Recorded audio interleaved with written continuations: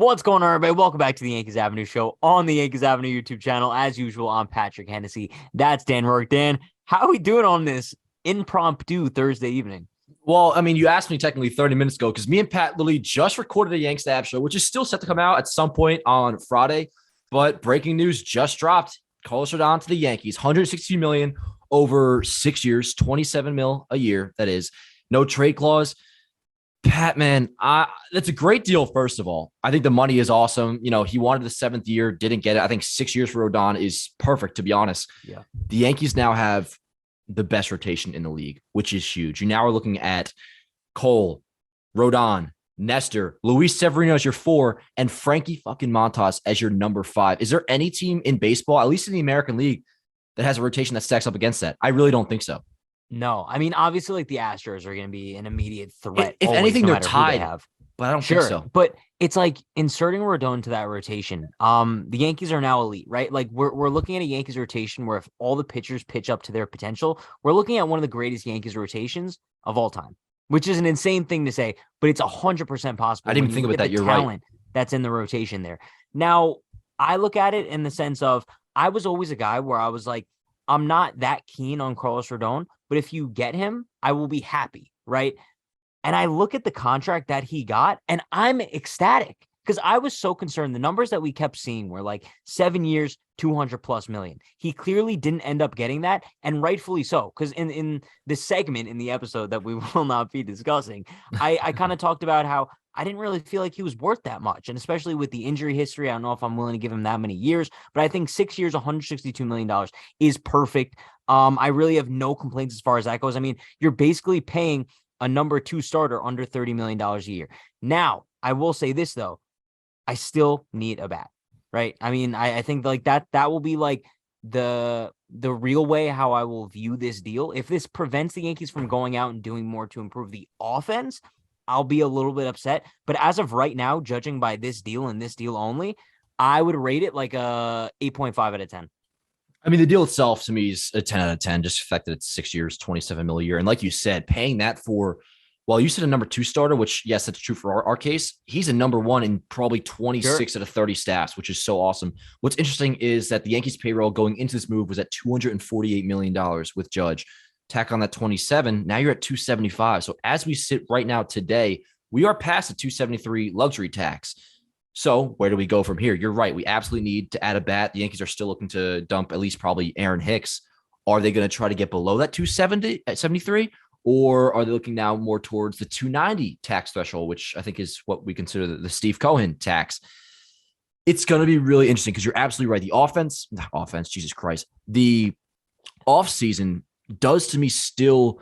Now, I can't call it a failure necessarily if, I don't want to say this.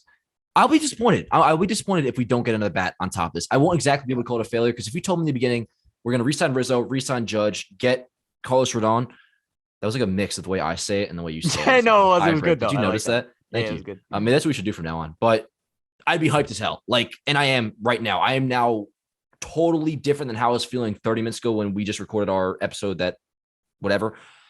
This is a big move. It's a very big move. And part of my point that I was making in the conversation we had about Rodon was that no matter what, even if he wasn't my top target left or going to the offseason, it's still a big fish, man, that we added and one of the best starter pitchers in baseball. And it does totally change the outlook going into potential ALCS against the Astros next year. No doubt about it. So yeah, while even if you didn't have Rodon at the top of your list on the free agent board of players that you may have wanted the Yankees to get, this is a big, big move. And it's a move that we haven't seen for really quite some time because what I've been preaching for a long time, you know, the Yankees, we talk about them being cheap, but they have made the big deals. They've brought in Cole, they brought in Stan, they brought in Aaron Judge. But what they haven't really done is the supplemental big time deal, the $100+ million contract, not necessarily $300 million, but who's like the supplemental, like Rodon, number 2 type starter that the Yankees haven't really got. Now they have him, and dude, big move. I'm stoked. One of the best, the best rotation in baseball, to be honest. Frankie Montas is our fucking 5th. It's insane because Frankie Montas, like when he's on, can be the ace of a lot of teams, right? I don't think that there's any denying that. Very, very good pitcher. And the fact that he's your number 5 is insane. And then also, like, I guess kind of like going back to what you said, like, obviously we're both ecstatic right now, right? Like, because this is an awesome deal. I say it's a much better deal than I expected him to sign for.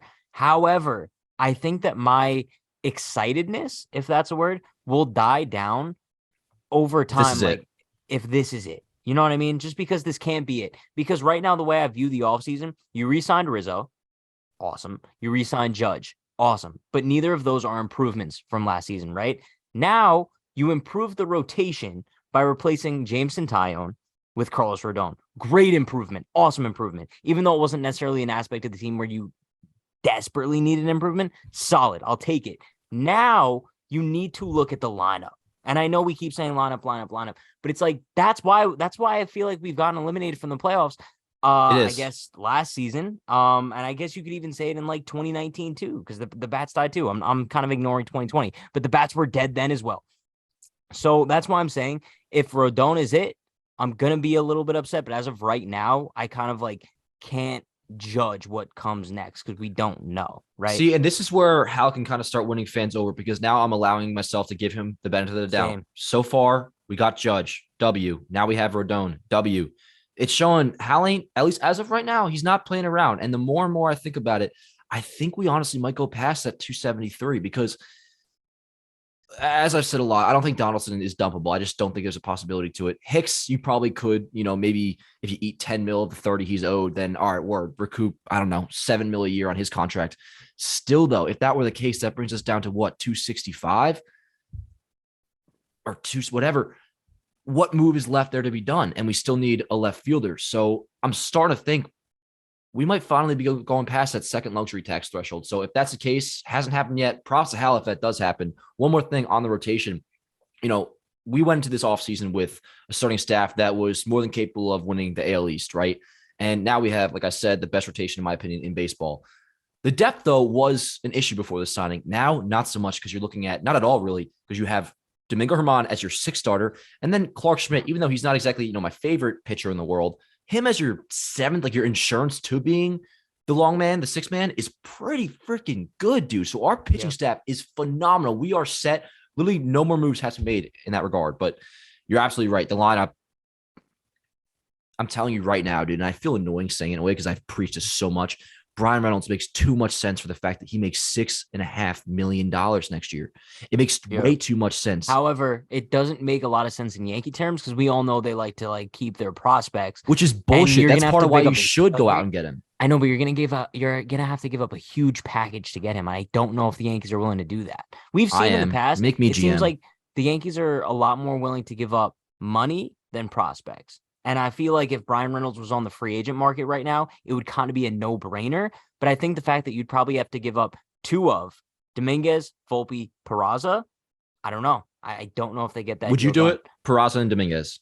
Oh, bro, 1,000%. Because the way my logic is, I don't see Peraza having a long-term fit in the Yankees lineup, right? Because I think Volpe is your long-term guy. Right. And then also it's like when I look at Dominguez, sure, his potential might be busting through the roof. However, I think we'd be extremely happy if he became Brian Reynolds. Absolutely. Right? So I'm with go you. Get me the sure thing. Yeah. 100%. Brian Reynolds makes way too much sense. You look at the fact that they should honestly trade these prospects while their value is at their highest. They're in a win now window, and the money that Reynolds is going to be making next year, it makes far too much sense for this deal to get done. And let me ask you now, because this is kind of a question that we propose with many different scenarios. Rizzo, Judge, Rodon, Canely, Brian Reynolds, successful offseason? Oh, see, okay, I'll answer your question, but I had a similar question. But yeah, that's an incredible offseason. Me too. And I think most Yankee fans agree. I would give that an A+. Yeah, beautiful offseason if you do what you did and then get Reynolds as well. But the question I was going to ask you is, how do you view this offseason? Now, let's say instead of Reynolds, you replace that with Benintendi. Are you still as satisfied? Absolutely. I mean, Benintendi's awesome. It's just the reason I don't talk about it as much anymore is because he's going to get like 20 mil a year. I think especially now Benintendi it's not going to happen. Like I don't really. I think it's done. Yes, because I would view him as the most likely, probably. Even if let's say we're revolving around a 290 tax threshold now, Benintendi still really doesn't fit into that because he's gonna make like at least 17 mil a year, man. So at that point, you're just barely making the cuff. I think there's no chance. Even say a Michael Brantley, he's probably going to get 1 year, 15 million. I guess that's possibly possible. Reynolds just makes far too much sense, man. And that's the missing piece now, man. It really, really is, because you get that done. All of a sudden, we are looking at a team that from year to year, this would be the most improved this core at least has been from one offseason to another, or one season to another. That's the thing. It's like, bro, like right now, you've handed out an insane amount of money this offseason so far. Just keep going. Like, go big or go home. Like, there's no point in stopping now. Because by stopping now, I still don't view you as like a much improved team from last year. I really don't. So it's like, now you just got to keep on going. Now I do look at us as like, no matter. Why would you stop now, though? No. I'm with you. I'm with you on that. But I want to say on the record that, like, I do look at us now as we are an improved team. The 2023 Yankees are now better than the 2022 Yankees. Much improved, though. Is the gap close enough? No. And that's why the offense has to be addressed. 100%. Yeah. We agree on that. And there's time left, man. I mean, that's why I am now officially giving Hal Steinbrenner and the Yankees the benefit of the doubt. So far, they have earned it. I think what we can say as of this date, it is a successful offseason. We are on pace for a successful offseason. Now what's important is just what's to follow. So, and bro, like, I also don't want to come across as like not really being like appreciative of this Rodon signing, because like we said, like, I think it's an amazing deal. However, I like, bro, you got to look at what's next, just because if this was the final piece, we'd be sitting here celebrating, popping champagne right now. But he's not. He's far from the missing piece. He's far from that final piece that you need in order to get over the hump of the Astros. He'll help, but he's not the missing piece. I don't think he's far from it. I think it's, but I think a lot of Yankee fans and myself, like, we align with what you're saying. Like, I don't think I can tell you are happy that we signed Rodon, but the job is not finished. Yeah. Job's not finished. I like that. Last question, bro. What do you think he does with the facial hair? I've seen a lot of people be like, yo, go like master mustache. You think he goes mustache mode? Yeah, because that's kind of what his facial hair game's always been, right? I mean, like, he had the beard, but like, I feel like unless I'm not remembering correctly, like, it was never like a full on like Mike Napoli or like Johnny Gomes 2013 type beard. It was like he had some scruff there, but I feel like in terms of his like iconic appearance, like, it's mostly the mustache. Like, when I think of Carlos Rodon, I think of the mustache. So keep that. I like it. And also too, I mean, let's get it real here. I mean, and this is something I said forever. If you're good, the Yankees are pretty damn lenient with your facial hair. I mean, go look at the beards fucking CC Sabathia had or Andy Pettitte had, right? I mean, bro, sometimes even Stanton's rocking like a full 5 o'clock shadow. I mean, like, the perfect example I always bring up is Garrett Cole's hair was without a doubt probably just as long as Clint Frazier's hair was when that was a problem. And you can look at the difference between how the Yankees treated that. So if you're good, I mean, they don't really, like, you can have some, like, honestly, like, Rodon could get away with like a tick below what you have right now, to be honest. Like, if you just, I mean, you have a very nice beard, but like, you know what I'm saying? Like, it just can't be too full. Point is, pumped about this signing. I'm annoyed that our episode is like kind of not in limbo, but I got to figure out. It's still a great episode. Oh, it's phenomenal. That's why I'm so pissed. But like, good trade off though. We'll probably just cut out that one segment, and I think I'm going to release it. It might come out around like dinner time tomorrow. We'll see, because everything else still stands. I mean, like, literally everything about that episode.